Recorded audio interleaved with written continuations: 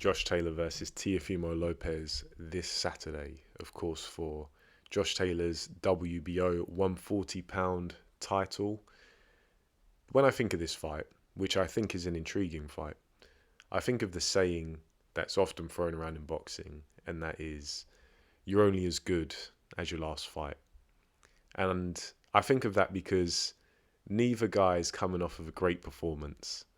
Josh Taylor, it's crazy to think he hasn't fought since February last year, where he really lost to Jack Catterall but was gifted the 12-round split decision. And that came as a bit of a shock because Jack Catterall, a good fighter, but that was really his first step up to genuine world level. And of course, Josh Taylor was the home fighter because the fight took place in Glasgow, and he was the undisputed champion at the time because he was holding all the belts, and really ended up being outboxed, sometimes beaten up, and obviously knocked down twice against Jack Catterall. So definitely a bit of a shock to Josh Taylor's system. And then we have Teofimo Lopez on the other hand, who last fought recently, more recently, in December of last year against Sandor Martin, who a good solid fighter but unheralded, and many people feel that Teofimo Lopez was fortunate to get the decision in that fight. He was knocked down, I think it was in the early round, maybe the second, and yeah, that fight resulted in a 10-round split decision where once again a little bit of controversy, and the winner of that fight didn't look great. However, that can make for an interesting fight when these two guys get in the ring, and I think that's definitely what this is. It's an intriguing fight, obviously because there is a dynamic, I guess you could say a psychological dynamic, where both guys have their vulnerabilities have been highlighted a little bit, and there is also an interesting dynamic regarding the styles of both men. So when I look at this, of course, you have the kind of face value qualities, Josh Taylor being the bigger man who's more used to the light welterweight division. I think Teofimo Lopez has only had 2 fights there, and one of them, the most recent, he didn't look great. But even though Josh Taylor is the bigger man, he's like 5'10" at light welterweight, which is decently sized, I just based on what I've seen over the years, I think that Lopez may be the bigger puncher. I think he's certainly the more dynamic athlete. Now, both guys are very talented, very athletic, and very skilled, but there are different archetypes, if that makes sense. And I think Lopez, as I say, his archetype is that sudden athlete, that explosive athlete. He's more of a sprinter in that regard, whereas Josh Taylor, he's a bit smoother. And even though Taylor has a lot of physicality, particularly up close, he's just a fighter who I feel like he's more of a constant flow compared to the explosive nature of Lopez. And that being said, I feel like Lopez is probably the bigger puncher. I've got no way of proving this. I just feel like Lopez is a bit more forceful with individual shots, and it can potentially be a bit more consequential because each shot he lands is more damaging than, say, each shot that Josh Taylor would potentially land. However, Josh Taylor, what has always impressed me about him is the fact that he's quite big at the weight, but he's one of these fighters who really knows how to tighten his shots up well. If you look at the actual punching, striking technique, it's very tight. Someone like Teddy Atlas would say it's a punch that doesn't have much fat on it. There's no wasted movement. There's very little tell. It's all very short and compact and efficient. And Josh Taylor has a good variety of shots that he throws quite well. You know, he can throw shots at long range. He can throw shots up at close range. And I feel like we saw a lot of those on display, particularly in his kind of defining moment against Jose Ramirez.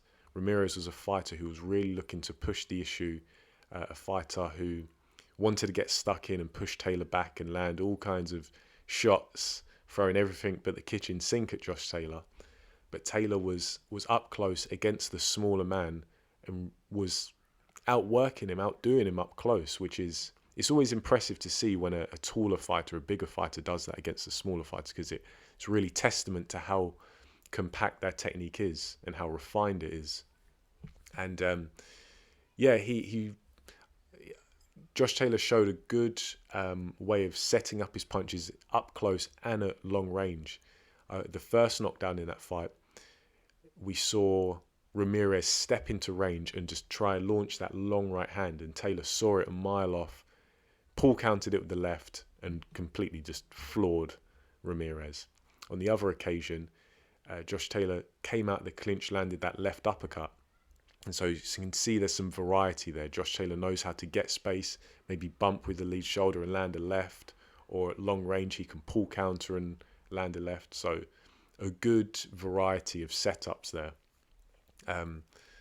Whereas we see with Teofimo Lopez, I don't think he necessarily has the same kind of physicality up close. I think Teofimo Lopez is a kind of fighter who, almost like a little bit of an ambush fighter, where he finds his range, he's quite dynamic with his guard, quite an active guard that is, and he looks to spring a shot on you, or he will punch with you. We saw that against Richard Comey, where they both threw their shots at the same time, but Lopez had a better understanding of where Comey was going to end up. And so he changed the trajectory of his shot, whereas Comey didn't have the same kind of foresight, and therefore Lopez came off better, and he's got genuine power. You know, say what you want about him, but he's very athletic. Lopez himself is really good punch technique, particularly with his power punches. Really knows how to get his body into him, and it's shown because he's scored a good few knockout victories, and they're always very sudden. Like in the blink of an eye, you can see Lopez just take someone out. Really effective fighter in that regard. If we look at some of the finer qualities as well, I feel like both of these guys, they have a strength that the other one needs, if that makes sense. So with Josh Taylor, he moves very well with his feet, and I think that's going to be, or fighting someone like a Sandor Martin, yeah, it's probably not as good a fighter as Josh Taylor, but it's a good kind of style to get you ready to fight someone like Josh Taylor. Josh Taylor moves very well with his feet, has that really kind of smooth, economical, effective footwork. However, and he moves quite well angularly, where he moves around in a circle around his opponent, around the ring. But at long range, I feel Josh Taylor, his upper body can be a little bit stagnant, and you often see him in one position, just flicking the jab out. He doesn't really stray beyond the confines, and I feel like he could just be a bit more proactive, because Josh Taylor can move his head. If you look at his defensive responsibility after he's landed his punches, he knows how to roll a shot. He can roll and then step off. But in terms of using head movement to set up offense, to change his position, see what he can line up against the opponent, I just feel like that's lacking a little bit. And that could potentially be where Teofimo Lopez enjoys some success. Because on the flip side, Teofimo Lopez, he makes very good use of an active guard, particularly with his upper body. And even though his performance against Martin wasn't great, he still maintained that. If you go back and watch that fight, you'll see as Lopez looks to advance towards Martin, he's often moving his head from one side of the center line to the other, really looking to see what punches he can line up against Martin. The only thing was, Lopez, in his active guard, his hands just, for me, they weren't in an appropriate position to really take up some space and bridge the gap between him and Martin. So even though he was doing his great head movement, seeing what he could find, he just seemed to make the job much harder for himself, because he had his hands in a place that just weren't that beneficial to block or to interact with Martin.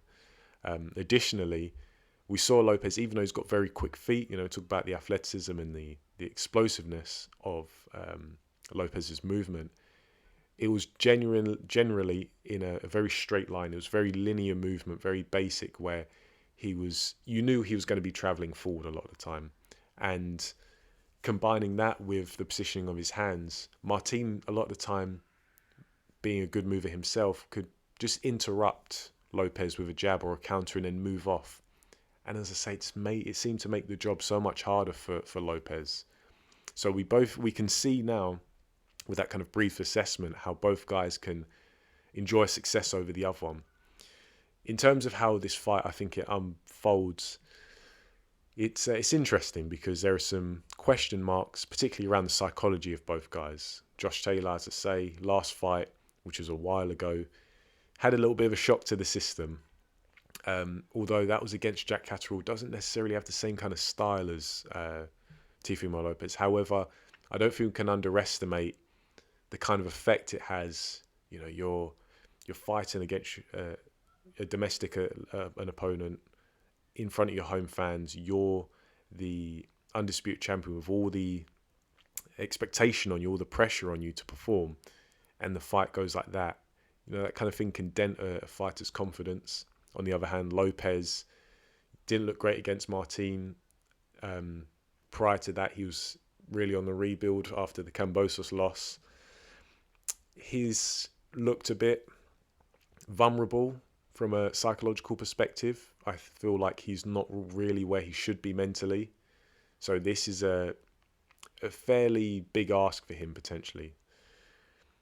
But looking at the physical dynamic, I think Josh Taylor, even though he has a good way of setting up his shots, he should be quite wary about being adventurous with the counters like we saw against Ramirez, where, you know, he started to land those left-hand counters and was quite adventurous, quite ambitious with his offense. Against Lopez, who's a very sharp counter-puncher, I think he's going to have to be careful.